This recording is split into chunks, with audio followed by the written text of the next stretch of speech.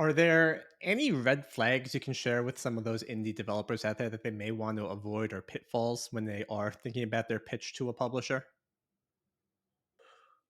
Uh, I mean, there's plenty of things like pitch decks. I've seen all a range of different types of pitch decks.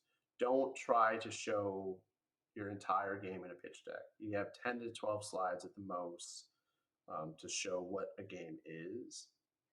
Um, but red flags will come around the kind of content you're trying to put out. A lot of times developers aren't thinking about the audience they're trying to hit. They're making a game for themselves, which can succeed. Like sometimes those types of games do succeed because it just happens that the game for themselves also happens to be a game for a few million people as well. But then other times, a game for yourself is truly just a game for yourself. And so, you know, someone being aware of the audience that they are trying to hit is a green flag for me. But if they don't have that information, if they're not thinking about that, that's something that we then are going to have to put some work into if we are interested in the concept, because they haven't presented any evidence in that area yet. Um, some other red flags are if you don't know how to lay out a milestone schedule, or you don't know how to you know accurately look at competitive, an analysis of who are your comps in market.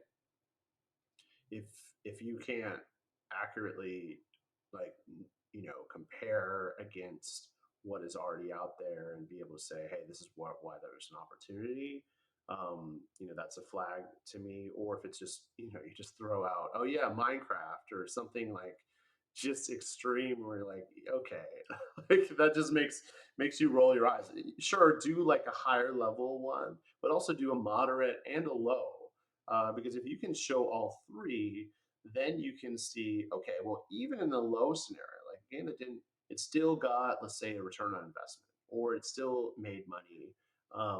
Like, because that's what a publisher is. As much as, like, we love games, we just want to get games made.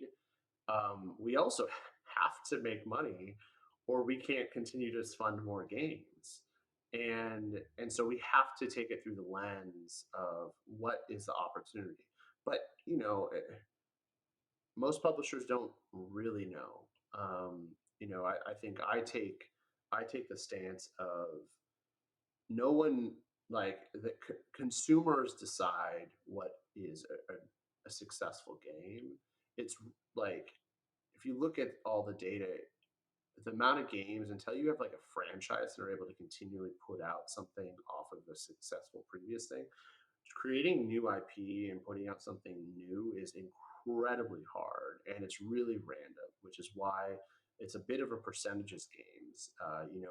If you work in a certain genre and that genre has a breakout rate of, let's say, 25%, that means if you do four games in that genre, like, statistically one of those should break out. And when I say breakout, it means make over $1 million. And that data is available. You can see a lot of that, especially like the Steam data piece of it. And so those are the kinds of things that I think you can succeed with, is looking at the data. That doesn't guarantee, like, statistically you go 0 for 4. Statistically you go 2 for 4. It's just understanding the data and making some decisions with the data in mind.